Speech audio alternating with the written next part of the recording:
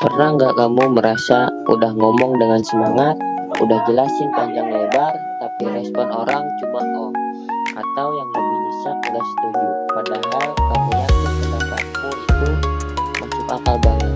Kalau pernah, tenang, kamu nggak sendirian. Banyak orang pintar yang kesulitan dengan satu hal.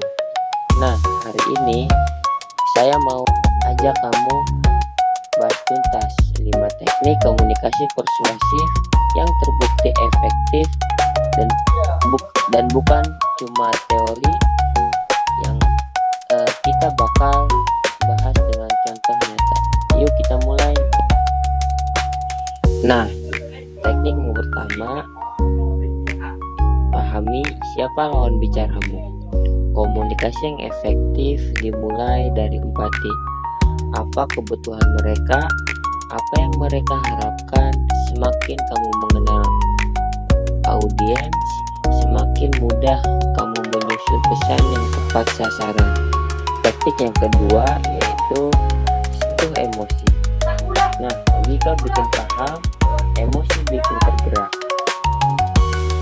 Kalau kamu pernah nonton iklan donat yang bikin nangis, kamu udah tahu kekuatan emosi. Manusia itu makhluk perasa. Kadang yang menyentuh hati lebih kuat daripada yang masuk akal. Misalnya, kamu mengajak orang ikut gerakan bersih-bersih pantai. Kalau kamu cuma bilang plastik menyebabkan pencemaran laut, nah itu informatif tapi kurang ngena. Coba ubah jadi gini. Bayangkan seekor penyu kecil tersangkut kantong plastik di laut. Ia berenang panik lalu mati perlahan. Waduh, langsung terasa kan? Teknik ini cocok dipakai saat kamu ingin membangun empati, mendorong aksi sosial, atau menyentuh sisi kemanusiaan seseorang. Teknik yang ketiga yaitu gunakan logika dan bukti, bukan asal ngomong. Nah, setelah emosi menyentuh hati, logika menegaskan isi kepala. Coba bayangkan kamu ajak teman buat kurangi penggunaan gadget. Kalau cuma bilang, udahlah main HP terus, gak baik, itu terlalu umum.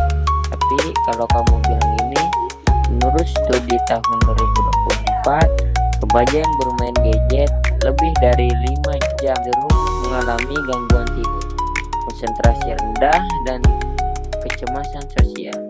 Boom, fakta konkret. Nah, tipsnya, gunakan data tapi jangan berlebihan. Bisa juga pakai analogi. Otak kita itu kayak baterai. Kalau dipakai terus tanpa diisi ulang, ya habis. Orang yang diberi alasan logis lebih cenderung ikut berpikir. Dan kalau mereka berpikir, kemungkinan mereka berubah. Empat adalah repetisi yang jelas. Nah, teknik yang keempat adalah repetisi yang cerdas. Ulangi untuk memperkuat pesan. Kalau kamu pernah menonton orasi, ceramah, atau pidato politik, nah kamu pasti sadar pada satu hal, kalimat penting yang selalu diulang, bukan karena pembicara lupa, tapi karena pengulangan adalah kekuatan. Tapi ingat, jangan ulang persis sama, itu membosankan. Kalian harus ulangi dengan kata atau sudut pandang yang berbeda. Contohnya, kita butuh perubahan. Perubahan adalah kunci masa depan. Tanpa perubahan, kita akan tertinggal. Nah, 3 kalimat berbeda tapi pesannya sama. Itu namanya repetisi yang cerdas. Nah, teman-teman, teknik yang terakhir yaitu ajakan yang jelas. Arahkan mereka untuk bertindak. Bayangin, kamu udah ngasih penjelasan panjang lebar, tapi nggak ada tindakan setelahnya. Sayang banget kan?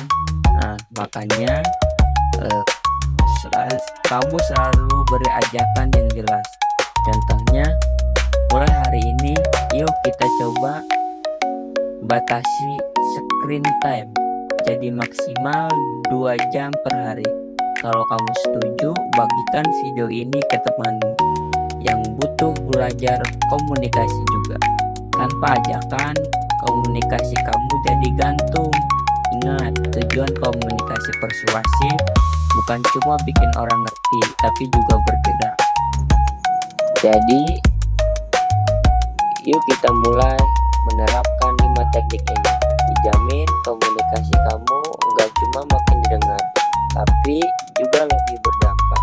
Nah, dari kelima teknik tadi, mana yang paling pengen kamu coba? Atau mungkin kamu punya pengalaman gagal meyakinkan orang? Nah, ceritain di komentar ya. Dan pastinya like video ini kalau bermanfaat. Share ke temanmu yang belajar yang lagi belajar public speaking, dan subscribe biar kamu gak ketinggalan tips komunikasi lainnya. Sampai ketemu di video selanjutnya ya, dan selamat jadi komunikator yang persuasif.